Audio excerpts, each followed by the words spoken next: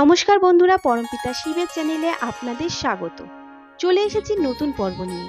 আজকের পর্বে আমরা জানব শ্রাবণ মাসে উপবাস রাখবার 5টি নিয়ম, যা আমাদের শিব ভক্তদের অবশ্যই জানা জরুরি, এবং আমরা জেনে নেব উপবাস চলাকালীন কি কি নিষেধাজ্ঞা আমাদের মানতে হবে।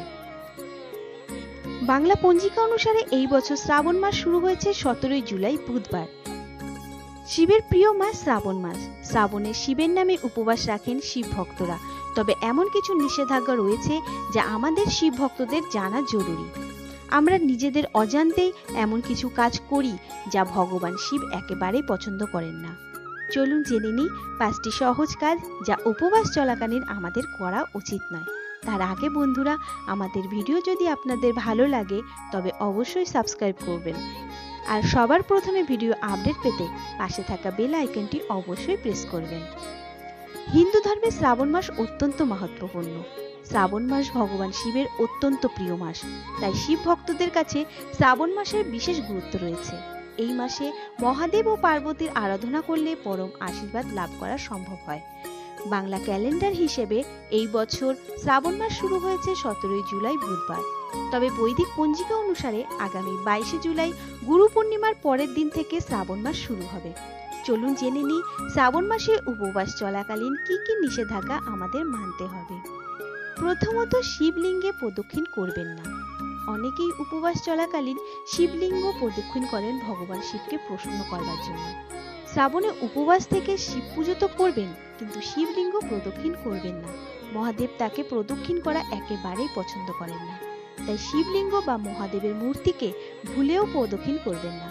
মনে রাখবেন, শিবলিঙ্গ ঢালা জল যদি মাটিতে গড়িয়ে পড়ে তাহলে ওই জল কিছুতেই পারাবেন না বা ডিঙিয়ে যাবেন না। দ্বিতীয়ত, জেনে নিই কোন কোন জিনিস মহাদেবকে নিবেদন করবেন না। শ্রাবণ মাসের সোমবারের উপবাস আমরা খুব ভক্তি মনে করে থাকি, কিন্তু আমরা প্রায় মানুষ হয়তো জানি না কিছু সামগ্রী শিবকে নিবেদন করা একেবারেই যায় না। তা জেনে নিন।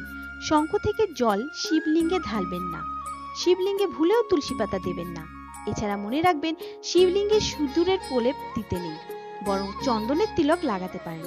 মহাদেবের আশীর্বাদ পেতে তামার নয়, পিতলের পাত্র থেকে শিবলিঙ্গে জল ঢালুন।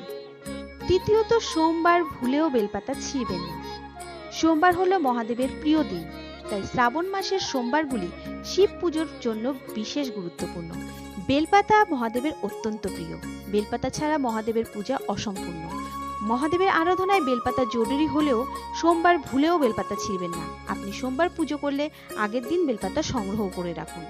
চতুর্থ, জেনে নেওয়া যাক কোন পাত্র থেকে শিবলিঙ্গে একেবারেই জল দেবেন না। শ্রাবণ মাসে সোমবারের উপবাসে শিব মন্দিরগুলোতে শিবলিঙ্গে জল দুধ ঢালবার জন্য ভিড় জমে যায়, কিন্তু তাদের প্রায় মানুষ জানে না কোন পাত্র থেকে শিবলিঙ্গে জল বা দুধ ঢালা উচিত। শিবলিঙ্গের অভিষেক করতে জল এবং দুধ ঢালতে হয়, কিন্তু তার জন্য ভুলেও স্টিল বা তামার পাত্র থেকে শিবলিঙ্গে জলাভিষেক করবেন না।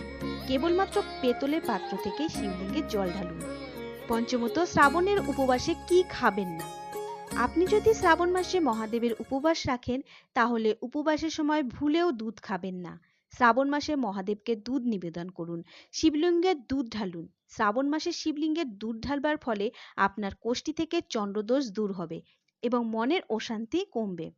কিন্তু শ্রাবণের উপবাসে নিজে মনের ভুলেও দুধ খাবেন না। নমস্কার বন্ধুরা, আজকের পর্ব এতটুকুই। এই পাবন শ্রাবণ মাসে ভগবান শিব আপনাদের মনস্কামনা পূর্ণ করুক। ফিরে আসবো নতুন কোনো পর্বের সাথে। সুস্থ থাকুন, ভালো থাকুন। ওম নমঃ শিবায়।